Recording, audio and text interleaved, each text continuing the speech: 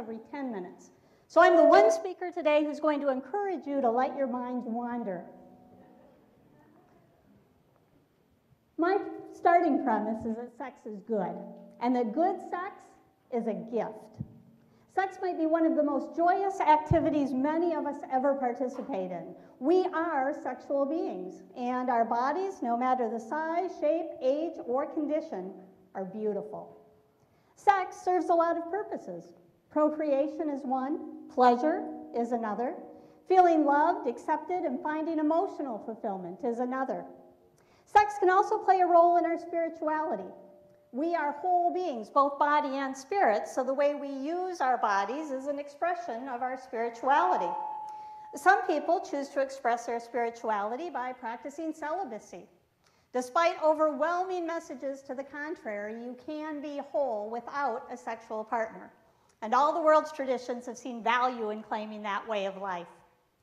There are other ways we use our bodies to express our spirituality: dancing, athletics, fasting, and feasting are examples.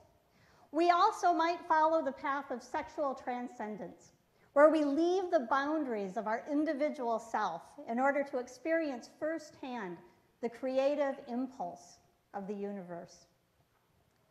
But sex alone is no guarantee of transcendence. In order for sex to be a gift, two people must make themselves vulnerable to each other. It can't be had when one is being exploited or when love is withheld. It can't be had when sex is being used as a means to any other end than mutual reverence and delight. What a fine line there is between sex that heals and sex that harms.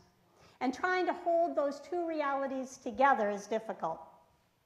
In our post-sexual liberation world, a lot of taboos have fallen aside, and many people are having and presumably enjoying sex. At the same time, we hear a whole litany of warnings. Sex is dangerous. Sexual desire is wrong. Female sexuality is evil and destructive. Male sexuality is predatory and uncontrollable. It is the task of every civilized human being to confine sex within very narrow limits. But to think of sex as somehow bad or dirty or wrong is like thinking we are bad or dirty or wrong. With that kind of foundation, we're almost certain to end up feeling shame for our own perfectly natural impulses, desires, and fulfillments. Negative social conditioning about sex creates fear. And fear is passed down generation to generation by well-intentioned parents, teachers, and leaders. Watch out. The dangers are all around you. If you open up to love and sex more fully, you will get hurt. When I was growing up, those very narrow limits meant that the only time it was okay to even think about having sex was after I was married.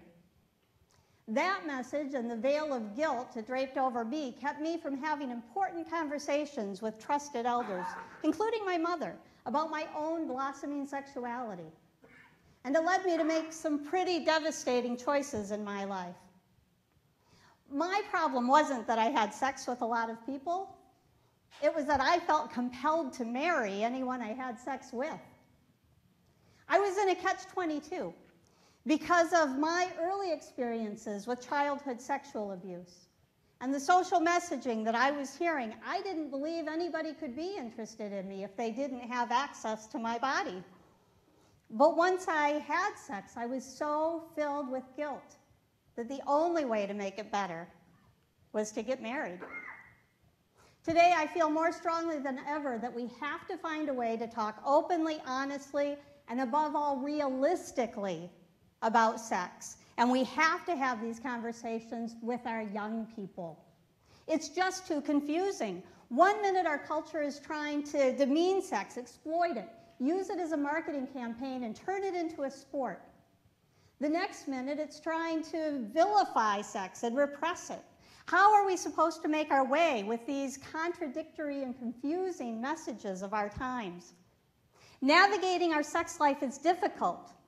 And in the process, we might entrust ourselves to somebody who is not careful with our bodies or our spirits. Our society has tried to hold these mixed messages in place by advocating and promoting a marriage ethic.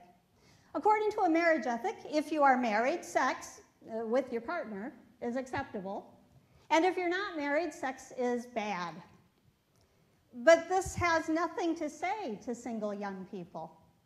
It has nothing to say to the widowed or divorced. It has nothing to say to gay and lesbian individuals who aren't even allowed to get married in our state. It has nothing to say to the single elderly or the single disabled.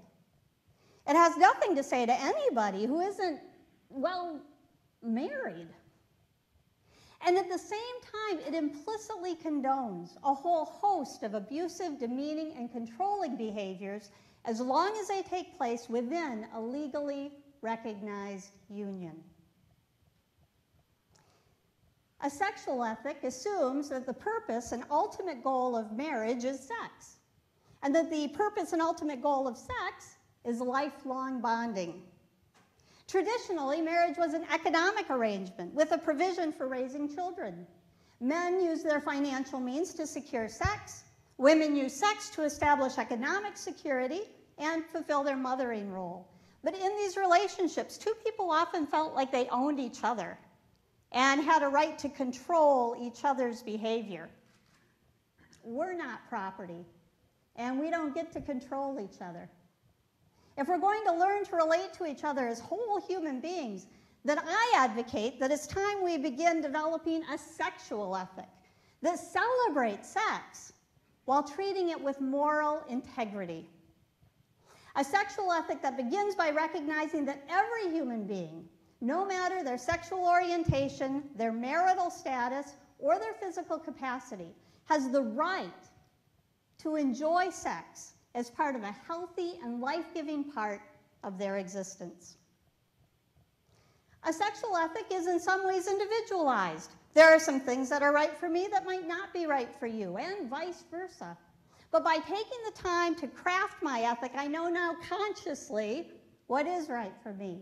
Because crafting a sexual ethic requires discernment and intentionality as we consider how we will be sexual beings in this world and how we will respond to the needs, desires, and pains of our bodies. Other parts of a sexual ethic are universal. For instance, every time we have sex, there must be mutual consent. Consent is never the same as acquiescing, going along with, or submitting to.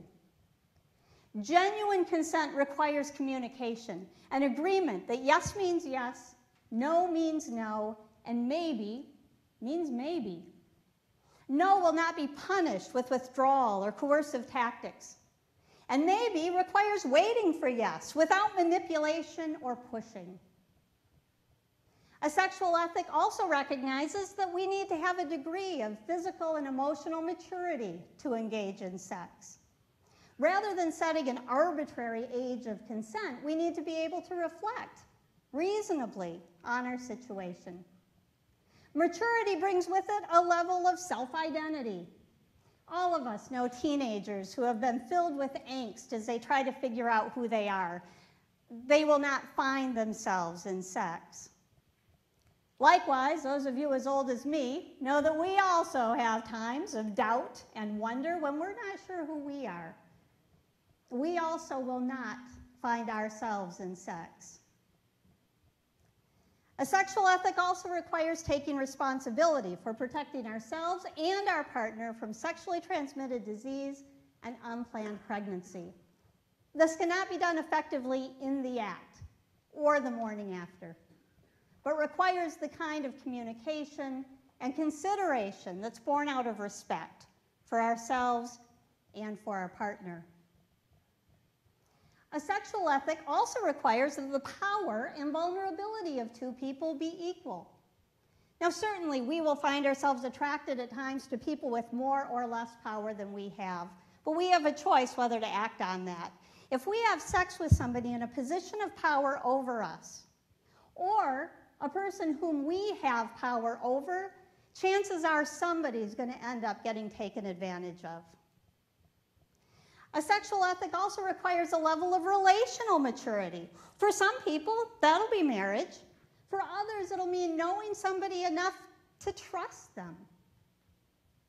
When we're willing to make a commitment and ready to do that, whatever the nature of the commitment and whatever its duration, it must be anchored in fidelity. We might change in ways over time that change the commitment we're willing to make to somebody else. But when that happens, we also have to address it openly and honestly. And we can only do that if there is first and foremost a foundation based on truth-telling, promise-keeping, and dependability. Finally, a marriage ethic recognizes that sex is supposed to be both other-enriching and self-liberating.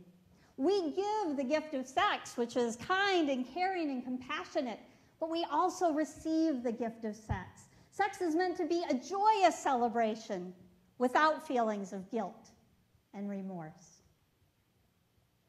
Ultimately, a sexual ethic says that I will not meet my needs at the expense of somebody else.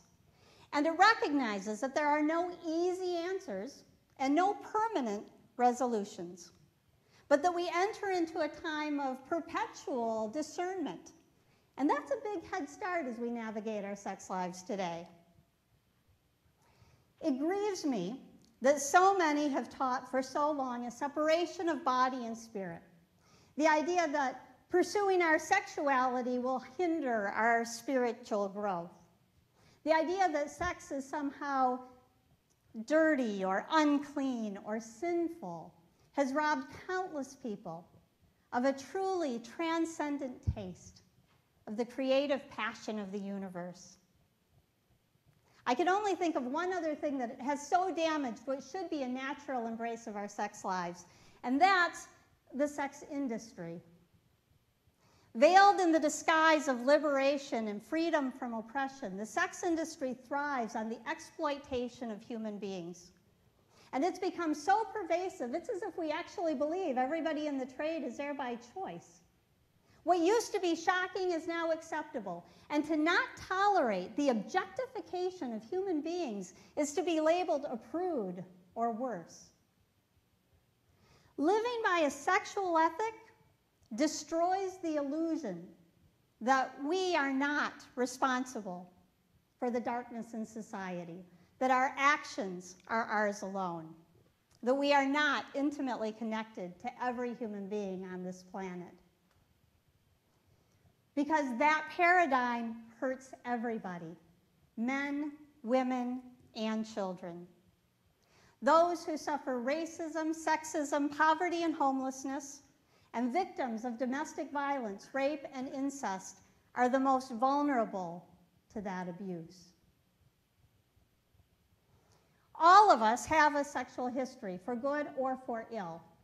Sex, while tied to the body, is never purely physical. Sex brings up in us emotions, memories, fragments of the past, hopes, and longings. As we grow and mature, we can find even richer and deeper meaning in our sexual encounters.